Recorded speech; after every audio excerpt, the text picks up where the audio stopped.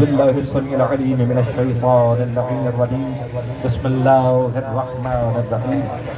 الحمد لله وكفى وسلام على عباده الذين اصطفى خصوصا على سيد الانبياء محمد المصطفى المركب بالياسين والطه وعلى آله الطيبين الطاهرين المعصومين النجباء الشرفاء الذي نذهب الله عنهم الرجس وطهرهم تطهيرا.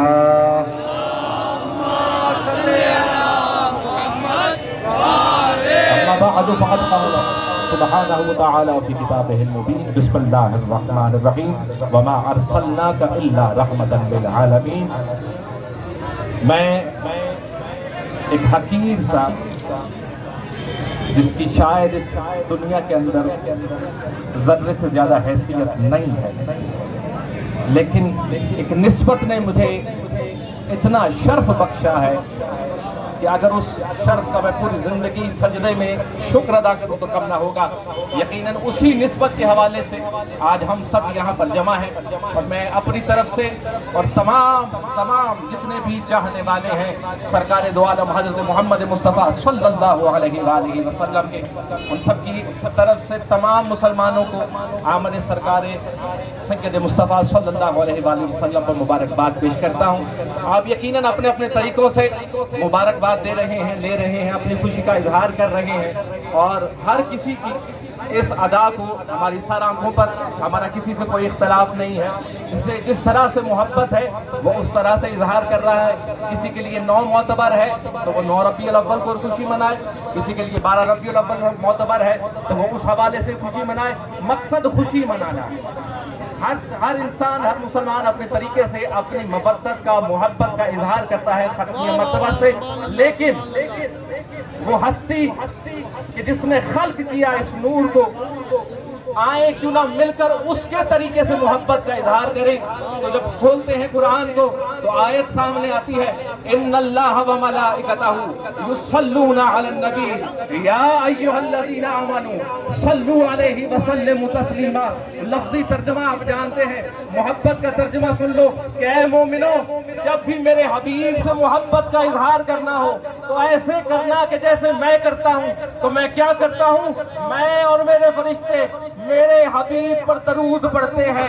تو آئے کیوں نہ سب مل کر اللہ کی سنت کو جاری کریں، اللہ کے طریقے سے اسے محبت کا اظہار کریں. ایک مرتبہ بلند تر صلوات پڑھ دیجیے ختم مرتبہ.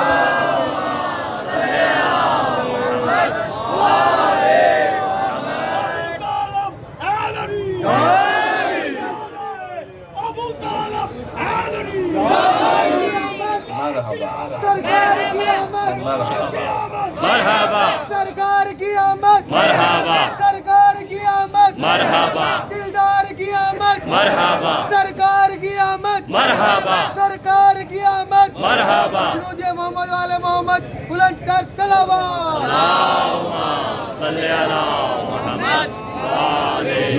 یقیناً بہت خوشی کا دن، بہت بڑی خوشی ہر مسلمان کے لیے، ہر باضمیر کے لیے اور اہل معرفت کے لیے. ایک جملہ کہہ رہا ہوں، میری آواز جہاں تہاں جا رہی ہے، اس جملے پر غور کرنا ہے.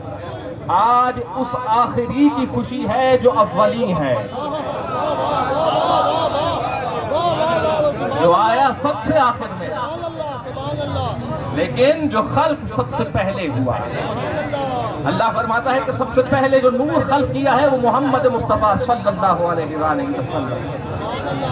یہ وہ ہستی ہے کہ جس کے کلام کو اللہ نے اپنا کلام کہا، جس کے ارادے کو اپنا ارادہ کہا، جس کی محبت کو اپنی محبت کہا، اور اوج پر پہنچا دیا اس جملے کے ساتھ جس نے اس کی اتباع کی. جو اس کے حکم پر چلا وہ مجھ اللہ کے حکم پر چلا. یقیناً یہ ہستی وہ ہے کہ جس کے کردار نے، گفتار نے خدا آشنائی کے حد کر دی. اور اس ختمی مرتبہ حضرت محمد مصطفیٰ صلی اللہ علیہ وآلہ وسلم.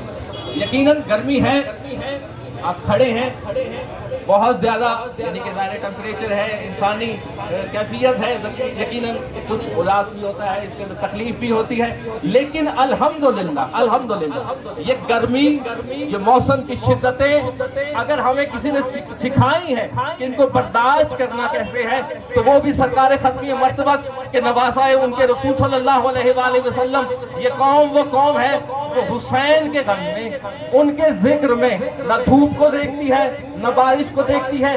یہ طریقہ محبت ہم نے اسی گھر سے سیکھا کہ جب ان کے عشق میں نکلو تو پھر موسم کو نہیں دیکھنا، اس کی شدت کو نہیں دیکھنا، نہ گرمی کو دیکھنا ہے نہ سردی کو دیکھنا ہے، بس اظہار محبت کرنا. تو یہ وہ ہستی ہے کہ جس سے ہر سانس پر میری زندگی کا ایک سانس قربان ہوئی ہستی کے اوپر. لیکن ہر شخص چاہتا ہے، میں اپنی بات کو تمام کروں، ہر شخص چاہتا ہے کہ روز بروز توجہ اگر میری طرف رہے کہ ہر شخص یہ چاہتا ہے کہ روز بروز کوئی ایسا عمل کرے کہ جس سے اس کے دل میں محبت محمد زیادہ ہو، عشق رسول میں اضافہ ہو، عشق رسول میں اضافہ ہو. تو میرے بھائیوں، میرے جوانوں، اگر کسی کے دل میں یہ خواہش ہے کہ روز بروز اس کے دل میں قرب محمد صلی اللہ علیہ وآلہ وسلم بڑھے، محبت محمد علیہ محمد علیہ السلام زیادہ ہو، تو اس کا اس سے بڑھ کر اور کوئی طریقہ نہیں ہے کہ آپ نے صرف نگاہ رکھنی ہے ان کے کردار پر، ان کے عمل پر. جس سے وہ منع کرے اس سے رک جائیں، جو وہ عطا کرے اس کو لے لیں. اور میں یہ جھوٹ نہیں بول رہا، میں کوئی تقریر نہیں کر رہا، مبالغہ آرائی نہیں کر رہا. ختمی مرتبہ حضرت محمد مصطفیٰ صلی اللہ علیہ وآلہ وسلم کی آیات طیبہ کا مطالعہ کریں تو نوجوانوں یہ بات واضح ہو جائے گی. قرآن کی اس آیت کو آپ اچھی طرح سے سمجھ لیں گے کہ جب اللہ کہتا ہے رسول کچھ دے تو لے لو، کسی سے منع کرے تو رک جاؤ. تو رسول کی پوری زندگی اگر گزری ہے تو محبت دینے میں گزری ہے. اگر کسی سے چیزیں روکا ہے تو وہ نفرت سے ہے. تو کسی کے لیے آپ کے دل میں اگر محبت پیدا ہوتی ہے، کسی کے لیے محبت پیدا ہونا اصل میں عشق رسول کا پیدا ہونا ہے. یہ تفریق کو ختم کرنا ہے. اس محبت کو ہم نے آج نہیں بنانی، اس کو ایسی جگہ پر نہیں رکھا کہ جس سے ہم ایک دوسرے سے دور ہو جائیں. رسول نے محبت کا درس دیا، میں اور آپ آج اسی درس کی تکمیل کے لیے یہاں پر ہیں کہ ہم بھی درس محمد والے محمد علیہ السلام کو پورا کرتے ہوئے محبت کا پیغام لے کر، امن کا پیغام لے کر، کسی کی دل شکنی نہیں، کسی کے لیے ایسا جملہ نہیں کہ جس سے اس کی دل آزادی ہو. ہر اس جملے کو بہت ہی سوچ سمجھ کر محبت میں ادا کریں کہ کہیں عشق رسول میں محبت رسول کے اندر محبت رسول. لیکن عشق رسول یقیناً ہر مسلمان کا خاصہ ہے. جب تک یہ نہ ہوگا آپ کی زندگیاں مکمل نہ ہوگی.